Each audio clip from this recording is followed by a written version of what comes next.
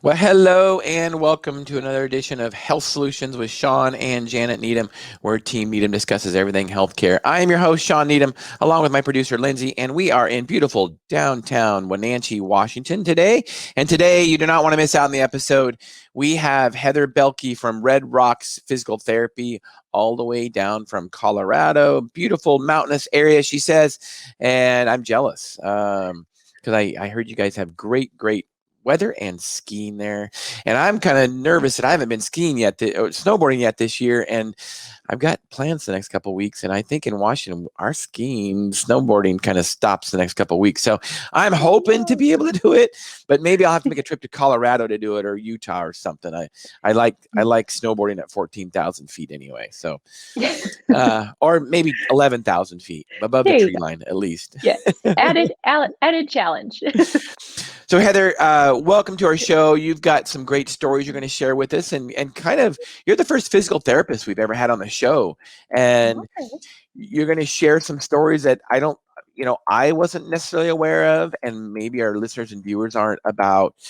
Physical therapists can help patients with more than just injuries, but chronic pain type things. And you're going to share a story of how you helped a woman get off chronic pain medication by doing physical therapy. And we're going to talk about some athletic injuries prevention and treatment. And I'm super excited to have you on. So with that, I'll just let you take over and kind of introduce yourself and tell us why you got into physical therapy and what a physical therapist does, and what specifically sets you apart at Red Rocks. So, Heather, welcome to our show. All right. Thanks so much for having me. I'm excited to be here. So physical therapy, I actually knew I wanted to be one since I was in high school. I was lucky. I got to go straight through school and not change majors. I was an athlete and hurt myself a lot. When you're a teenager, you don't think about mechanics or cross training or anything. So I hung out with our athletic trainer a lot and thought about becoming an athletic trainer. And he actually was like, you should think about PT school. You have normal hours and it's just, you can still rehab and everything. So luckily I got into it early and kind of just went from there. Started off doing a lot of workman's comp, which was pretty neat. Saw a lot of crazy things that I never expected to see. And then you gotta elaborate on that. I can't let you get away with that without elaborating. Tell me the craziest. Yeah. You said crazy. What's the craziest thing you've ever seen? We actually had a patient who was a framer, and he was, I think, on a second story when he fell. And apparently, like, they don't always use safety harnesses and everything. So he fell like 30 feet. And this man shattered both ankles. He separated his shoulder. He tore his shoulder. He somehow got away with no spinal injuries. But he just came in. He had 5 surgeries, I think, when we saw him. And best attitude in the world. He was like, "So when do I get to go frame again?" And we're like, "You want to climb back up there? Like, you have no mobility of your ankles and you just had your shoulder put back together and everything." He's like, "Yeah. I mean, like, you see this pipe over here? I need to be able to walk on it." And we're like, "All right, there are our goals." Like, right. We're going to work on that. And just people we had another guy get run over by a cement mixer. And same thing, like, he came out okay. Like, injuries that you just would not expect people to come back from. Well, I mean, or even live necessarily. I mean, falling 30 feet or getting run over by a cement mixer. I mean, those are big. That's huge. Yeah. And I mean, they had much better outcomes than you would ever expect. So that was kind of cool as a new grad to see people come back from amazing things. You're like, and we're not talking like high-end athletes that had an incredible level of fitness beforehand.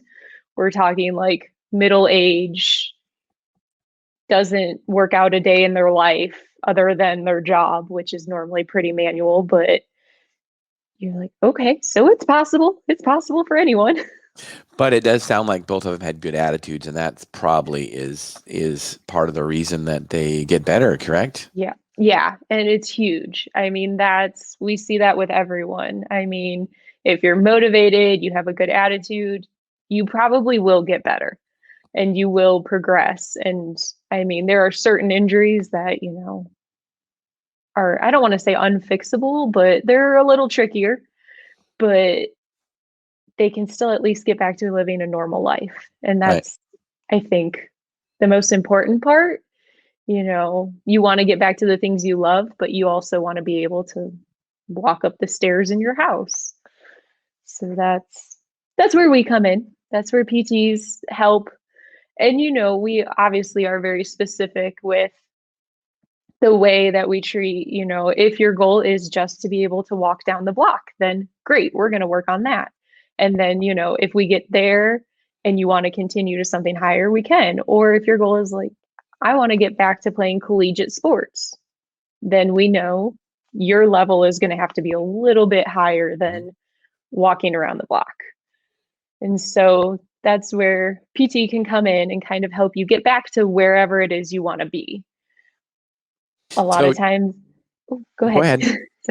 Oh, I say we get people who had never run a mile in their life and they'll have like major knee reconstruction and be like, so am I going to be able to run? I'm like, did you run before?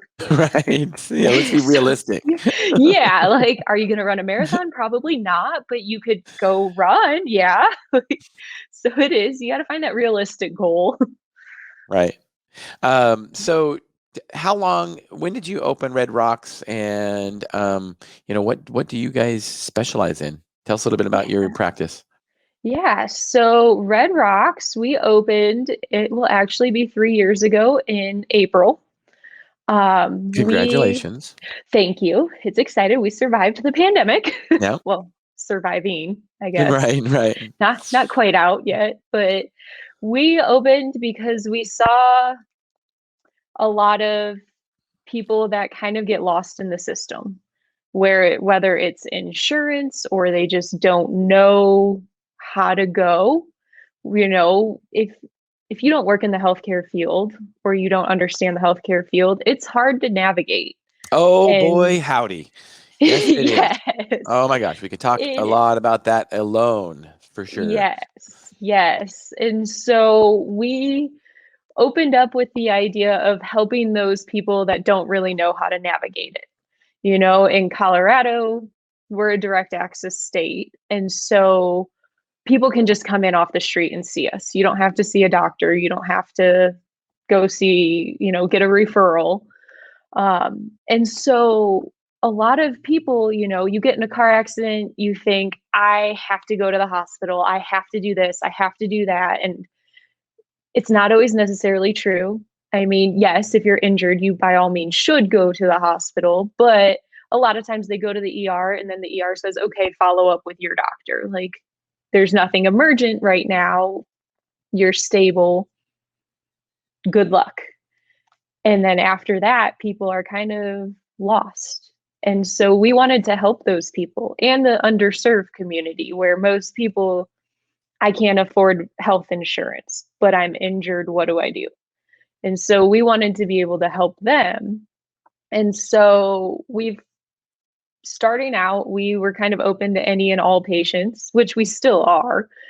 Um, but it kind of got us into the chronic pain realm, which I can't say I was really expecting, but it was, I'm very grateful for it because I've learned so much from it.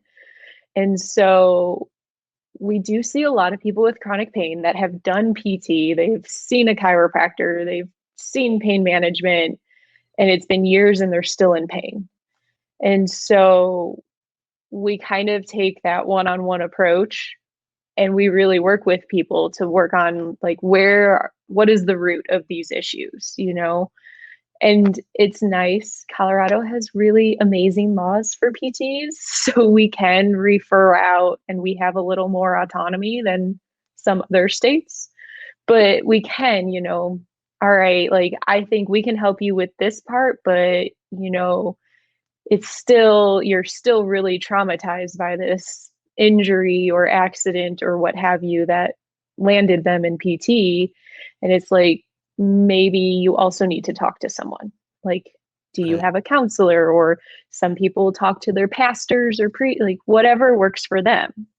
And so we can kind of look at the person as a whole. And it's nice when you own your own business, you don't have those corporate, you have to see so many people and you have to bring in so much revenue. We can kind of take that time and really focus on the patient as a whole, which I think is really important to overcoming injury or chronic pain or any physical ailment. I think it affects more than one thing. Correct. It's funny because it just ties into our podcast Monday. We had a guy on that um, he talked about if you can't fix your body before you fix your mind. You have to fix your mind before you fix the body, and it just Yeah. it's all connected. So you're exactly right. So good for you guys that you were able to connect with other healthcare providers to help people with chronic pain and other issues. So let's back up a little bit before we get too Yeah. far in. You Yeah. mentioned that sometimes insurance, I can't remember how you worded it, but it can be a barrier or they get lost in the shuffle because of insurance. Is that correct? Did you mention Yes. something about that? Yes. Can you please Yeah. expand on why that is? I mean, we have health Yeah. insurance so we can get health care, but a lot of Yes. doctors tell me that um, coverage doesn't equal care. So maybe that's what you're talking about. Yes. So it is Please expand. yeah, so it's an unfortunate thing. And I mean, health insurance is important, especially if you have, medical conditions or injuries, but it can kind of be a barrier in the means of understanding what's actually covered by your insurance and knowing how to access that. So, first of all, you get bombarded with 9 million plans, and I work in the healthcare field. I'm a fairly educated person and I don't even understand all of Right. it. Right. So, if they make it hard to I, understand. I think it's purposeful, It Heather. I really do. is very possible and, I think it also then kind of gives them loopholes, and you have to know the loopholes that work in your favor and the loopholes that work in their favor of what's covered, what's not, what your deductible means. We have every year at the beginning of the year, we always have this patient that we're like, okay, this is how much it's going to cost out of pocket until you hit your deductible. And they're like, why? I'm like, well, Right. like your deductible means you're paying everything out of pocket until you hit that number. And then your insurance kicks in. And it's very challenging to understand this. And then also finding people that are in network and making sure that, they're still currently in network, not just their website says it, you have to call and verify.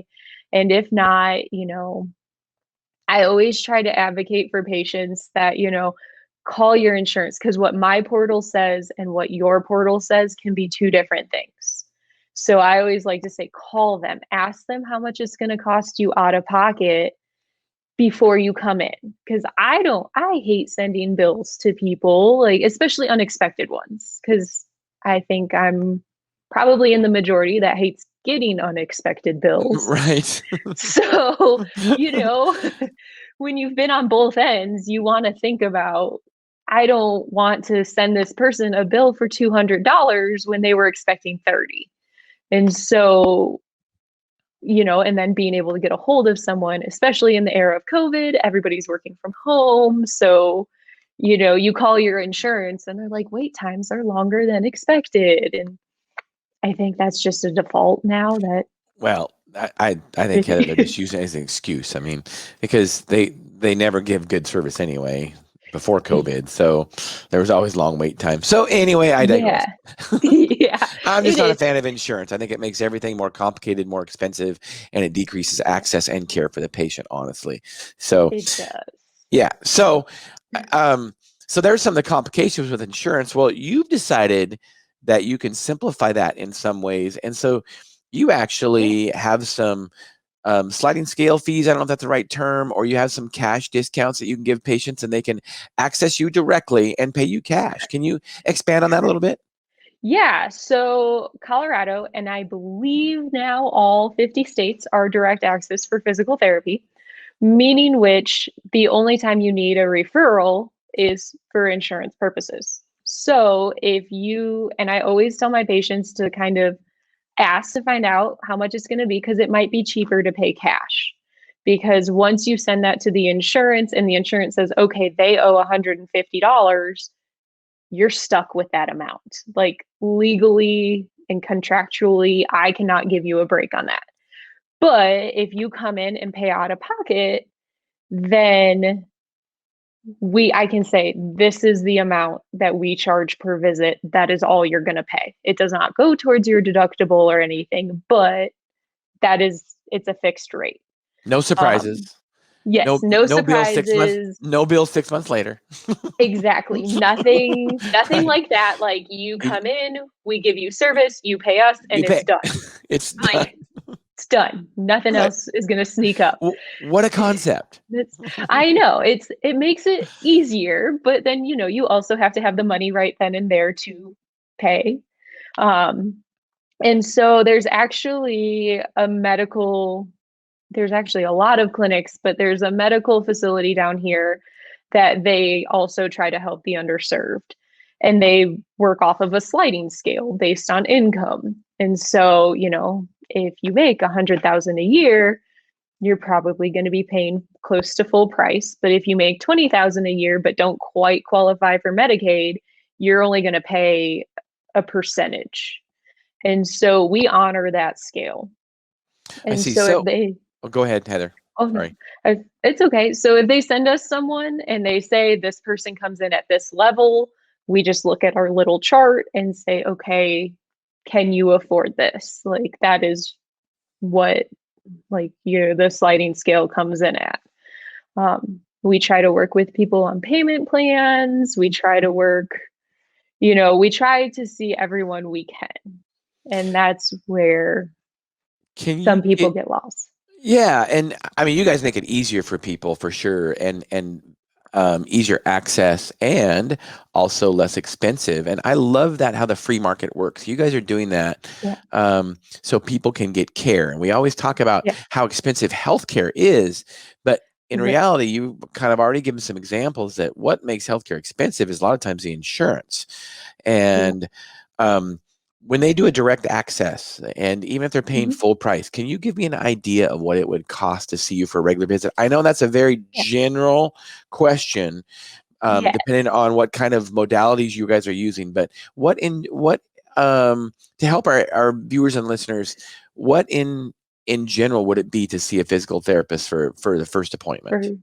Yeah, so a lot of places, so for us personally, we're on, I don't want to say the cheaper end, but the more affordable end. So Less expensive? Yeah, I don't like yeah, cheaper. I know. Yeah, yeah, yeah, like that valuable, makes it sound bad. more Yeah, valuable. more valuable, more cost effective. Yep. Um, so we normally charge $60 a visit. And so a lot of places I would say run between 70 and 100 a visit. It But kind of that's just but what would your insurance charge be? If you charge insurance, how much would you charge insurance? so that depends. So normally I have seen patients who have insurance and use their insurance pay anywhere from, I mean, some people have really good insurance and don't have to pay anything out of pocket. Others have seen pay anywhere from 20 to like 150 a visit. So if you And don't mind, yeah, yeah, exactly. And there's a yeah, surprise. Whereas if you come in and pay cash, it's $60. So Help me out, Correct. Heather, so we can Yeah. educate our listeners and viewers, because we Yeah. push at Health Solutions. One of the things that we talk about at Health Solutions is that many times for routine medical care, it is Yes. better off to pay cash. You are showing a perfect Yes. example of this. Yes. So, what would your charge be to an insurance company? What do you bill the insurance company for a visit? Yeah. Normally, So normally we would bill an insurance company about in between 150 and $200.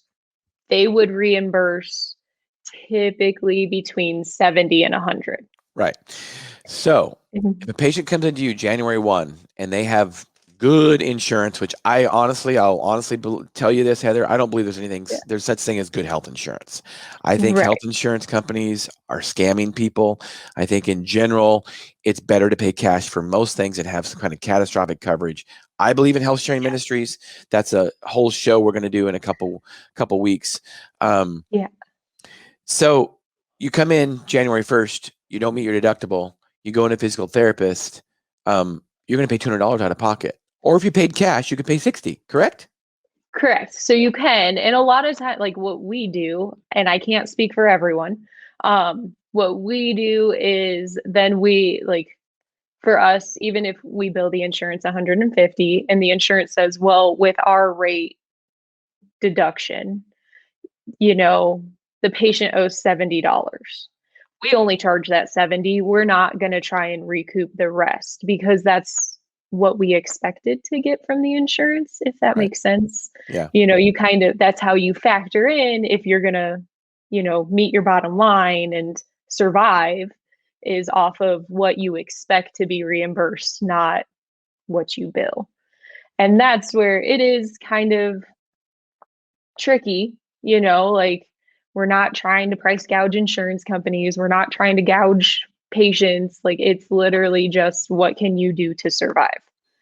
And And I will tell you, and then we'll just move on to some more clinical stuff. But because we could talk all day about this, because I have passion for it, and I applaud you for doing the right thing, and making things cost effective for patients. But I will tell you this: I know hospitals that own physical therapy clinics and big, corporate physical therapy clinics, big clinics that own physical therapists, and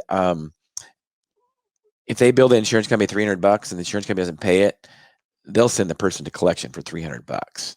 I mean, they don't discount the bill like you would. So it's a right, complete racket. It's a complete scam. We're dealing with it right that's now with our hospital and how they scammed me when my son broke his leg. And I've got a good story yeah, out there on Facebook right now that's going viral because, of course, they sent me a yeah. surprise bill 7 months later. Oh yeah. $1,132 from a doctor he never saw, from a lab he never visited, on a day of service he was Oh, never there. oh, $1,132. Yeah. Of course, they're backpedaling on it because I went out on social media and called them out. And then a lot of of other people course. coming forward and talking about how they're getting ripped off too. So I Yeah. want to expose those Yeah. systems because it is not Right. fair to patients. And that's part of the goal of our podcast is to educate and empower consumers Right. to take charge of their health. And that also means financial. And they need to make those Yeah. financial decisions themselves. Don't let the insurance company do it for them. Right. Exactly. And that's I always encourage people, even like if we don't cover their insurance, I tell them, talk to your insurance, see how much it'll be out of pocket, talk to that clinic that, does and see what it would cost you. I was like, always ask for cash prices just to Always. see. Cause, and I, Just like we do with anything else. When we buy a car, we ask how much it is. When we go yeah, to dinner, we ask how much it is. When we go to a yeah, hotel, how much is it? I mean, it yeah, should be no different.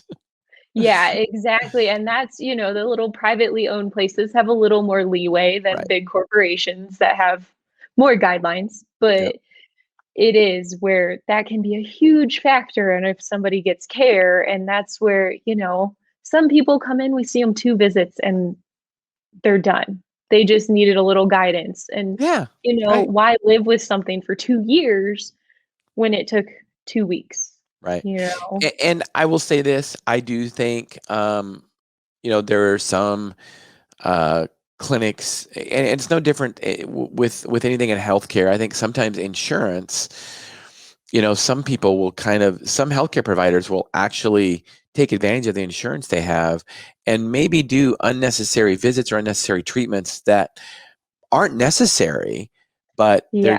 they're covered on insurance, so they keep doing them. And that happens a lot. Yep. And then I think that's why the insurance prices are so expensive, because Exactly. it's a Exactly. vicious cycle. It is. I'm It's a preaching to the vicious choir, cycle. aren't I understand what you're saying. I? It's tricky, and I don't have the answers. Not that's I would never be a politician. I don't know how they do it, but I don't have the answers on how to fix our whole system, but I definitely think we could improve it. Well, speaking of And answers, I do have some yeah. answers. And I'm not a politician because I'm not very diplomatic, but I did write a book about the subject, and it's Yeah. called Sickened: How the Government Ruined Healthcare and How to Fix It. And there is a 6-step solution in the book in chapter 6. And of course, one of the first things I talk about in that chapter, in the opening quote, was directly from me. And it says, "The best health insurance we have is not some policy we can buy. It's how we take care of our bodies. Period. That's the Yes. best health insurance we have."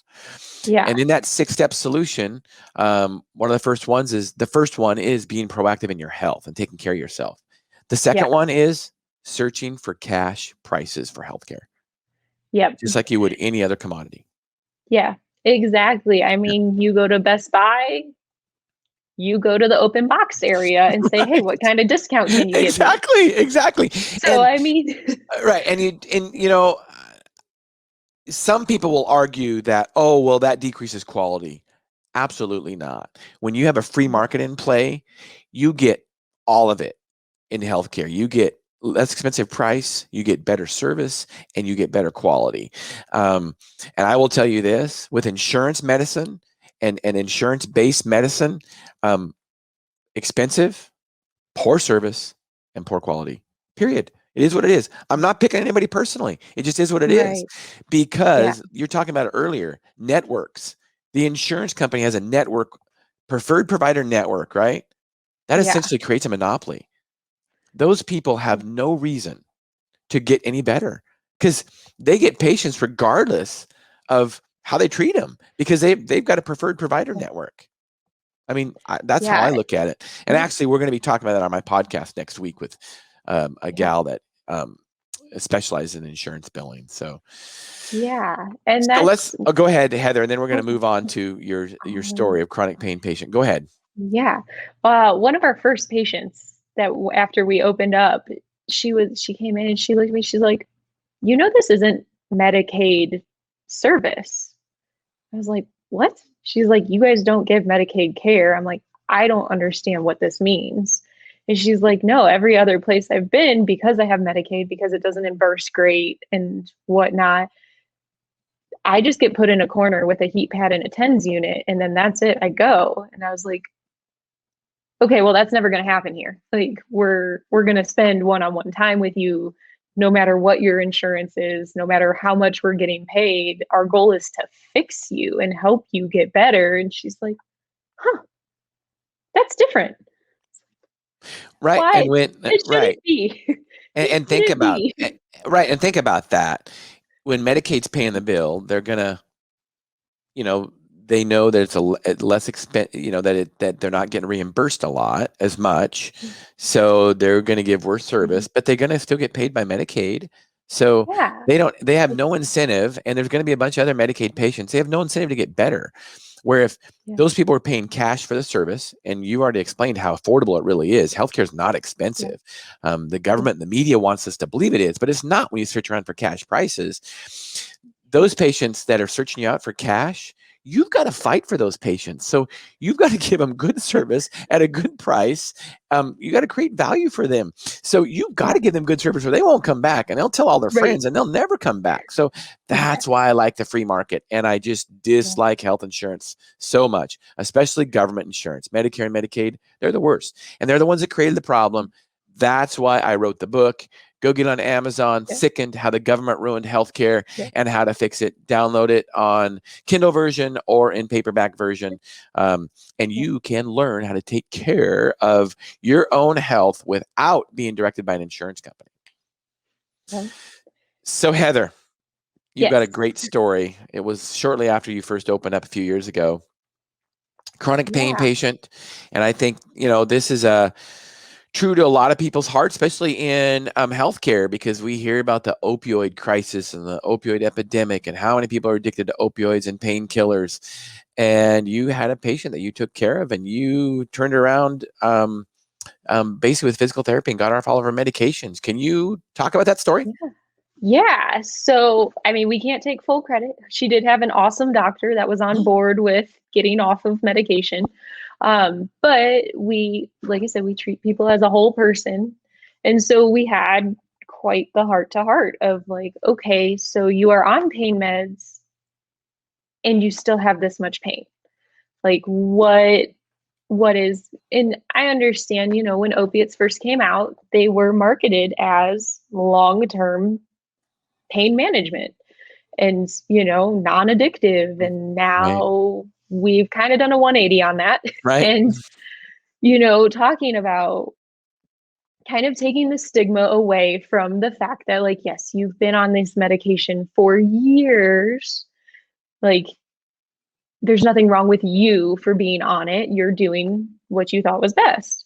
But, we kind of got her moving, we got her working on things, kind of showed her, you have the power to do these things. Like, yes, it hurts for a little bit and then you get better. And then you can move on to the next step and do even more. And all of a sudden, you can do things you never thought you could because you had all this pain. And she, like, once again, mindset. She had a good mindset and she kind of disappeared on us for a couple weeks. And then she came back. She was always a very nice woman. But, if you've met somebody who's been on opiates for a long time, they're kind of, in general, most of them are more kind of mellow, not Mm-hmm. super excited and moving, kind of foggy. And this woman came in dressed up all nice, makeup, hair done. And she's like, "Hey guys." We're like, "Who are you? And this is amazing." She's like, "I got off all my meds." She's like, "I realized like I can still do PT without them. I can still work on, improving strength and improving mobility without them." And she's like, "And I didn't realize how much it was affecting my life." Mm-hmm. Like, what actually pushed her over the edge was that her boyfriend was like, "You're always angry. Like, you're not the happy go lucky person that you were before." And so she's like, "You're right. I need to make a change." And so, really, she should get all of the credit because she's the one that decided to get off of it and do everything. And she turned out to be a great patient. And, she worked really hard. And when you're in pain for 6, 7, 10 years, Wow. you become less active. So then when you try to be active again, everything hurts. I mean, even if you take a month off of exercising and you try to get back into it, it's awful the first couple weeks. And so kind of getting people to recognize that and realize, yes, it hurts a little bit, but is it really more than what your pain is at a baseline anyways? And like differentiating, are you sore because you're exercising or is it pain? And then kind of empowering them to try new things. We always tell people, okay, you're feeling better. Go do something that you really want to do that you've been too scared of pain, because then you can come back in and we'll help you get through that. And it worked. And so, I mean, when she left, she was like, she was so happy and she was walking so much better and she was taking her kids to the park. And it was really incredible to see that, this person who had young kids and was like, you know, I don't really get to play with them much. I can't really do much, into like, hey, we go to the park 4 days a week now and my kid is so much happier because I play with them, to, really just improving their quality of life. And like I said, I don't ever really expect her to go run a marathon, but she can walk to the park now. Right. She's got her life And back. yeah, and like that's the important thing for her. So that's, for us, that's a win. That's why we do it. And that is obviously the best case we can have, is that people get back to doing their normal life things and enjoying it instead of, oh, I'm going to do it, but I'm going to pay for it later. And so Well, that's an incredible success story. And, there's so many patients on chronic pain medications. And, if they knew that hopefully they know, or they've been directed, maybe they don't, that they have access to other modalities to get them off pain medications. I don't necessarily believe in pain medications long term.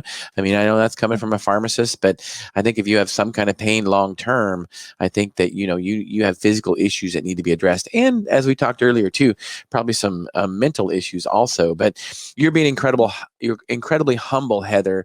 And I appreciate your humility, but I think you do need to take some credit for it, because you already said it. You helped empower her to get over those hurdles so she could get better. So thank you for doing what you do. I'm sure that must make you feel good in some way, for sure. It definitely does. And that's, anytime a patient is, it's funny, they always kind of look a little sheepish, and they're like, well, I think I don't need to come anymore. I'm like, don't be afraid to say that. Yeah, Like, that's right. our goal. Right. Like, Yeah. not Your that we goal is to don't. get them better. Right.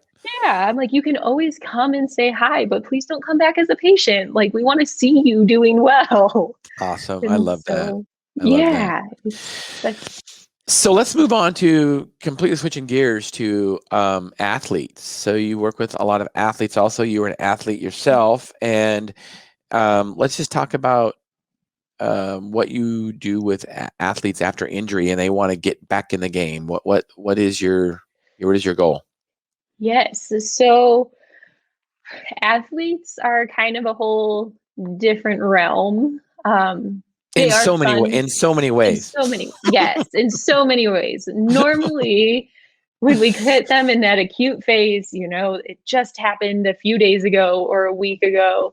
Normally, it's kind of reeling them in. And anybody, even recreational athletes, it's hard to tell people you need to slow down for a little bit. And so typically it's finding other activities that can keep them busy without worsening their injury.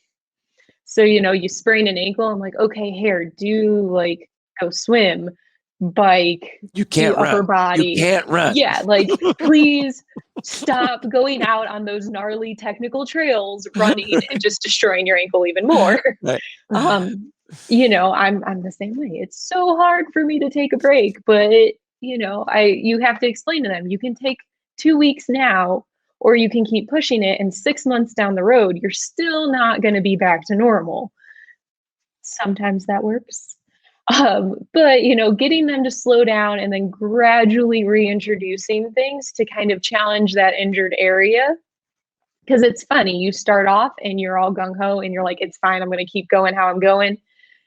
And then you get to the point that you realize, okay, I'm really injured. I really need to like take care of this. And then it's almost getting to the point of getting people to trust that injured area again, especially after surgery. I mean, you tear your ACL, what is your biggest fear? Running and stopping real fast, or changing directions. And kind of breaking it down so that you can say, okay, so, right now we're just going to work on balance. Okay, you can stand on that leg. So now let's hop. Let's challenge that balance. Let's stand on an uneven surface. And then you can kind of say, okay, now run and stop. And, you normally get kind of a funny look, and they run real slow and slow down and then stop. And you're like, no, do it like you would in a game or in a sport, or change directions. Like there's something on the trail you have to avoid. Like, kind of, it's funny because you go from one end of the spectrum to the other with athletes. You go from like, you need to slow down. I'm not saying don't do anything, but stop doing what you're doing. It's making it worse. You're right. To like, okay, now you're ready to try things again. And it's finding that happy median of, athletes want to get back as soon as they can, and patience runs thin. And I get it. I mean, nobody wants to be hurt and not doing what they love. So kind of finding ways where you can keep your fitness, but also heal. And So that's I mean, and just Yeah. increasing stability and mobility and just progressing is what you're really talking about, correct?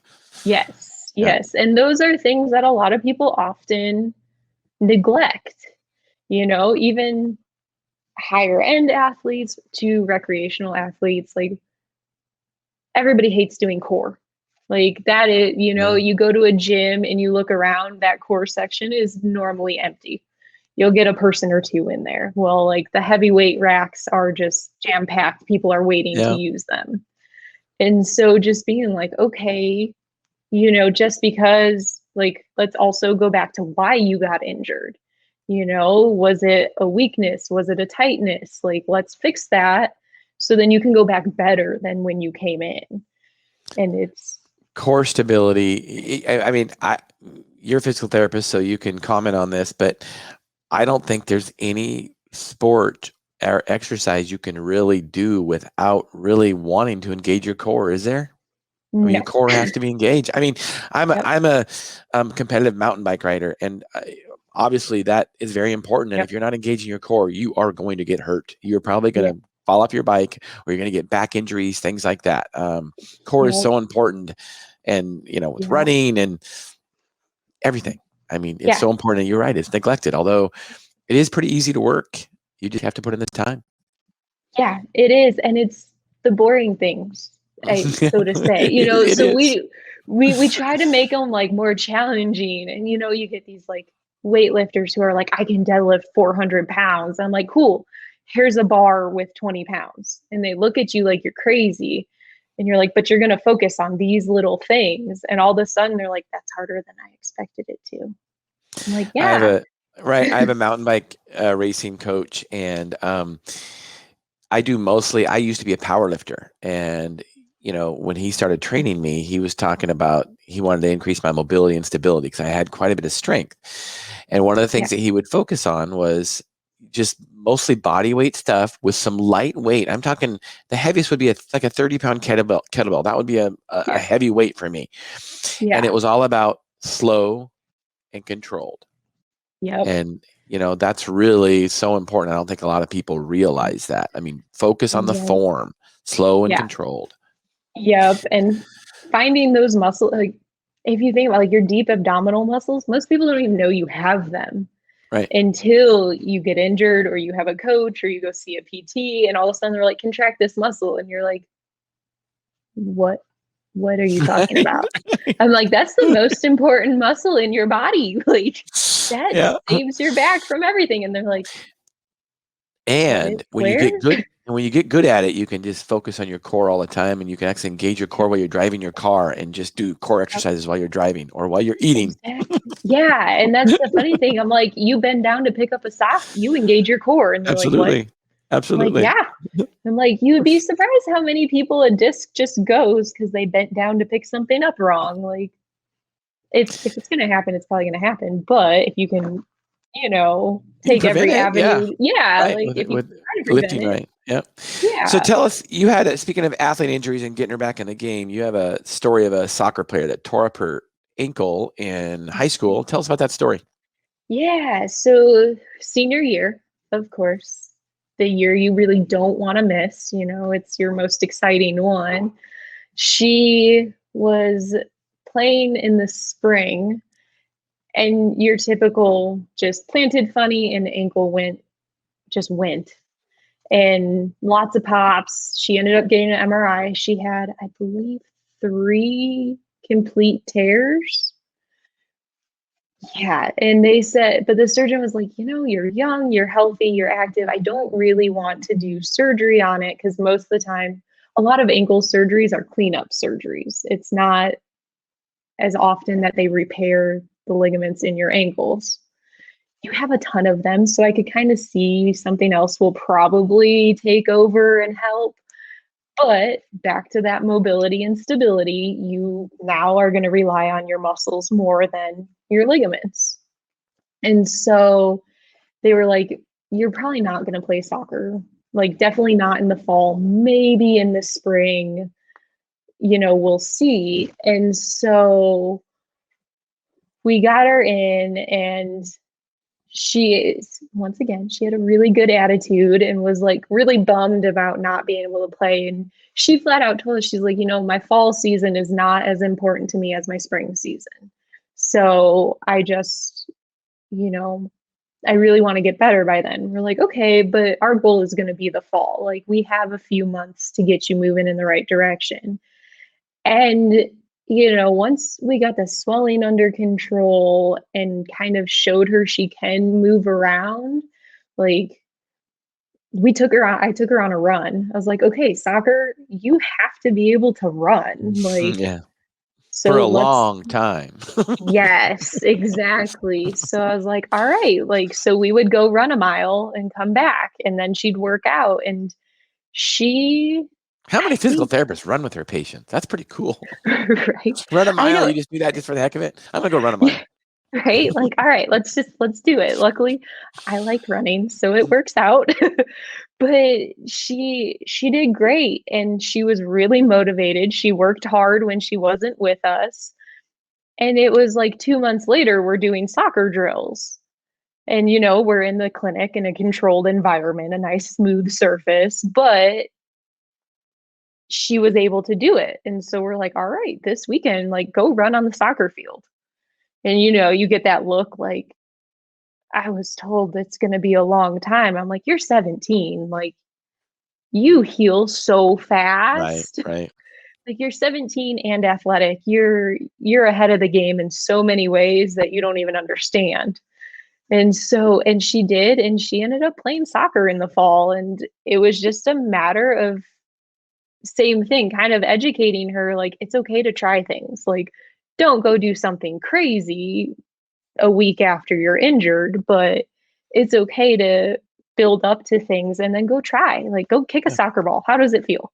Like, did it hurt? Yeah. Okay, we got to work on it then. Like, and so it was super exciting. She was so happy to actually go back and get to play in both of that's her really cool. seasons. Yeah, because Great who story. wants, yeah, nobody wants to miss their senior year. No, so let's talk about she played soccer in the spring and the fall. So I remember back when I was in school, um, many years ago, there was like 3 seasons of sports or 4 seasons actually. And Yeah. now it seems like we have people that are playing baseball year round, they're playing soccer year round, and they're one sport athletes. And it does seem like, I know for a fact, I was at a conference where I heard an orthopedic surgeon talk about how many ACL injuries he's seen in high school girls, and it's mostly the ones that play soccer year round. So, can you comment on injuries of one sport athletes and the importance of cross training? Yeah. So I was the same way. A lot of people just one sport, you pick it and you get good at it. They're actually showing now high school kids that are multi-sport athletes are actually more successful in college, even if they transition to a one sport athlete in college. And I think it has, I mean, if we go way back to when you're a kid, I think just developing all those different motor Right. skills from different sports makes you a more well rounded person. You find more muscles, you learn how to control them. It changes hand eye coordination, foot eye coordination. The different sports make a huge difference. And then, as you get older, you tend to kind of start specializing in those things that you're good at. But when you just do the same thing over and over again, certain muscles are going to get really strong and certain muscles are going to get really weak. You're going to get tight in certain places, and it's just going to create all these imbalances where if you try different things, which I'm really excited to see now, cross training is becoming more mainstream and more like encouraged, where you look at elite runners where before it was you need to have 0% fat, you need to run 150 miles a week, you need to do this, and now they're like, actually, if you go strength train a couple days Yep. a week and hop on a bike a day a week, you're going to become a better runner, even though it's not sport specific training. And I think that's where a lot of athletes do get injured, is when you focus on that one thing, you kind of neglect the rest of your body. Soccer players, once again, they have phenomenal legs. Their legs are extremely strong. But how is their core? How is their upper body to help them stabilize? If you can use your core to slow down your momentum instead of just totally relying on your legs and sliding, you might prevent an injury. And so I believe that, cross training or multi sports is huge. Like, it's important to stay healthy and prevent injuries, as well as progressing in your, I guess, preferred sport. You could say, like you're a mountain biker. That is amazing. That is a crazy hard workout. It is. It can But be for sure. yeah, And but that's the one I think they're showing, with cross country mountain bikers, which is what I specialize in, although I do downhill also. But the cross country is pretty close to the body types of a road cyclist, where they have, or used to still do, small upper yeah, bodies and big lower bodies, and that's what they would focus on, is cycling, cycling, cycling. The problem yeah, is that there's 25-year-old men that are cyclists that have osteoporosis. I mean, you know this, yeah, yeah, and just crazy. I mean, to try to get that yeah, back and change that is tough. I mean, there's Olympic right. athletes that have osteoporosis that are 25 years old. They're cyclists. That's why Yeah, strength training is so important. And yes. And and it's still, when you build lean body mass, even if it is extra weight, I get it. You know, um, weight is extra resistance on a bike or as you're a runner, but if you make your overall body stronger, you will be a better athlete long term. Is that kind of what I'm hearing from you? yes, exactly. Because if you think about it, you know, like you're 25 years old, you should not have No, osteoporosis, and gosh, no. that's extremely hard to come back from. It is. And that's unfortunately, by the time you're 25, most of your bones have formed, I, and like it's, right. I hate to say it, but like Yeah. bone density wise, it's downhill from there. So you Yeah. really, It's scary. yeah. And so by strengthening, doing those weight bearing activities, like you said, lean muscle, you don't have to be Arnold Schwarzenegger trying to No. jump on a mountain bike, but having that strength. And then think about when you're powering up the hill, if you have, if you've built up the right muscles, you don't rely on your quads the whole time. You can actually kick in your hamstrings or your glutes or Right. other Right. muscles, so then you don't hit that fatigue as quickly. Like the more muscles you use, the less one is going to fatigue. Right. And so relying solely on one muscle group for something is just a recipe for disaster. It is. It and is. It is. Thanks. and that's Thanks for that education. So here's the argument in sports, and I, as a mountain biker, I hear it you hear it in other sports too. Stretching. Tell us your opinions yes. about stretching before, after, dynamic, static. Tell us about what Yes. you know about stretching and if it All of prevents it. injuries and should we do it? Yes. And that is the great question where, one day it's, oh, you have to stretch all the time. The next day they're like, it does nothing. I personally think every person is different. And so you really have to find what works for you. I am a firm believer in dynamic warm ups because then you get your blood flowing, you get the joints moving, and it also stretches in turn, Hmm. where that is going to help get you moving. You can also, so as a runner, I like to do a dynamic warm up before running. And then it's a good way to check, like, okay, like I'm stretching, my hip flexor feels a little funny. I need to be mindful of that when I'm running. Is this going to be something, or is it just I was sitting at work all day and it's tight? So it kind of gives you a little check. You can kind of mental Hmm. checkbox things where it helps. And then it also gets your blood circulating. If you hop on a bike and try to climb a hill and your muscles are just starting out, it's going to be a struggle. You're not going to feel fabulous. But if you have your muscles already warmed up and going, and you jump on the bike or running or what have you and go up a hill, you're not going to struggle as bad. So then you also don't, I don't want to say waste, but you don't spend the first portion of your workout trying to get moving. I mean, anybody who has tried to run or bike or exercise on like a cold winter morning, Mm-hmm. it takes forever to get going. So dynamic warm up, get your blood circulating, get your heart rate up a little bit, and then go. And then afterwards, I do believe in cool downs. I think it kind of helps keep the muscles moving so that you don't just stiffen up and then the next day you can't walk. That's everybody's done that at one point in their life, if not many times, where Yeah. you work out really hard and then the next day you're like, great, I'm going to just stay here all day.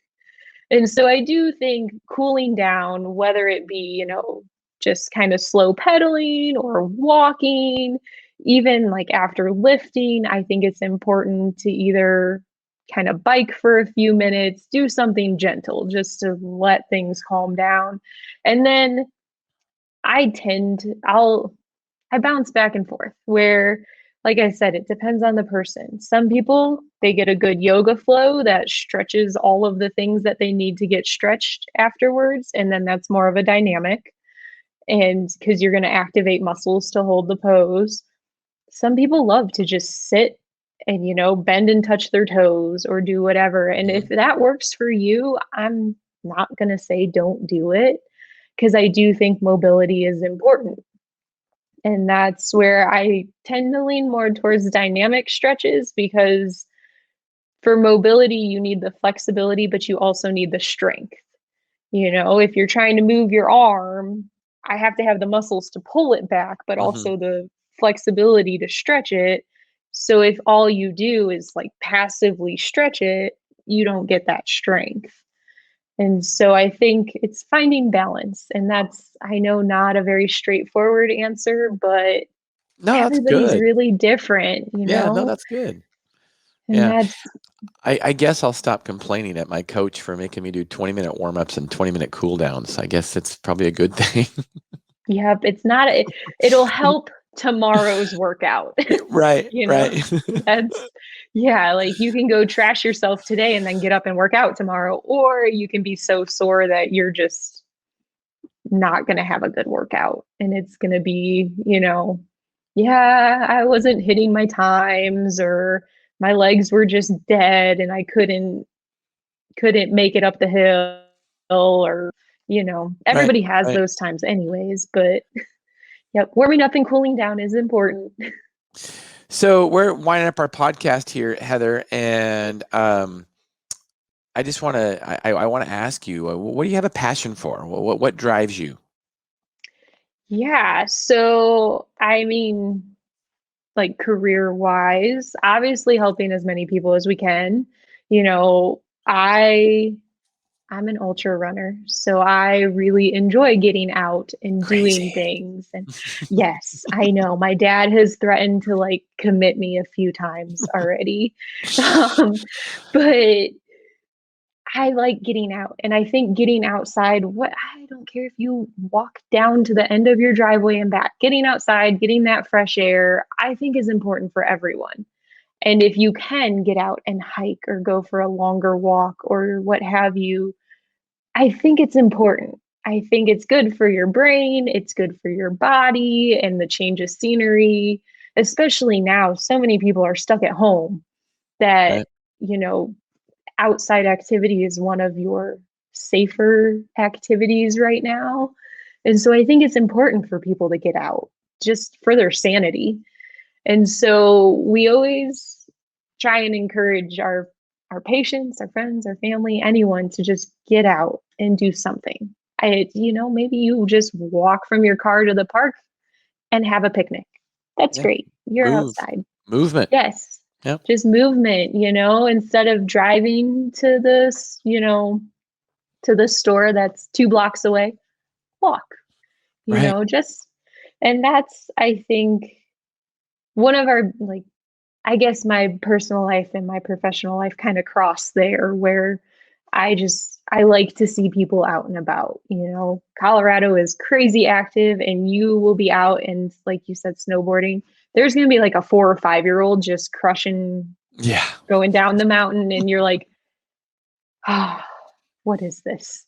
Like, no matter how good you are out here, there is like some small child that is just phenomenal. And I think it's amazing because those kids are going to have a love for being outside and being active their whole life. And I think that's amazing. Yeah, you want to talk about a humbling experiences when you go to a mountain bike park. I'll specifically reference Whistler, the biggest, best mountain bike park in the world, probably. And Yeah. and a 5-year-old kid just races down the mountain and just crushing it, jumping, flying, and you're like, wow. Just imagine when he's 17, what he's going to be doing. Exactly. You're just like, man, those like little balance bikes that don't even have pedals or brakes or anything? I was out running a couple weeks ago and there's this little kid just cruising down the trail in one. I'm like, you don't even have brakes. Right. Hi. No consequences. Yeah. That's amazing. So I think, getting people out, it's important. Yeah. Well, thank you for that, Heather. You've been inspirational and educational today. I really appreciate it. And you're definitely an asset to this podcast for our listeners and viewers. And I think they've learned a lot from you. So thank you for being on.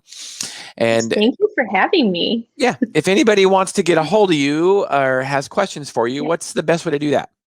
Yes. So you can call, which you have pulled up there. You can give us a call. We are currently still offering telehealth with the pandemic. So you can always call, you can email, you can reach out to us on social media. We do have a Facebook and Instagram. I would say those are like the two less likely to get a very fast response from, but we do check them and we will respond. So yeah. Awesome. Really, I appreciate it. Yeah. Thank you. Yeah. And so you have been listening to our podcast, our midweek podcast on a Wednesday, because my wife and I are headed down to Houston tomorrow to go for a 71-mile bike ride Saturday. We're super excited about that. And that's why we had it early this week. It's usually every Thursday, 8 to 9 a.m. Tune in Mondays also. We're changing it to times in March at least to 12:30 to 1:30, so my wife can be part of it again. And we are starting a 4-part series on plastic surgery in March. So our first one Monday will be with Dr. Cavalli, and she's going to be talking about breast augmentation, which is one of the 3 most popular plastic surgeries. We will also be talking about liposuction on one of the podcasts, and also be talking about tummy tucks, and another one will be talking about breast reconstruction. So you don't want to miss those. Our plastic surgery month 4-part series. Don't want to miss it. Tune in Monday, 12:30 to 1:30. As always, thank you for listening. You can catch us on the Moses Lake Professional Pharmacy Facebook page and the Moses Lake Professional Pharmacy YouTube site. Subscribe to our YouTube site so you do not miss any future podcasts, and comment, please, and let us know what other topics you would like to hear.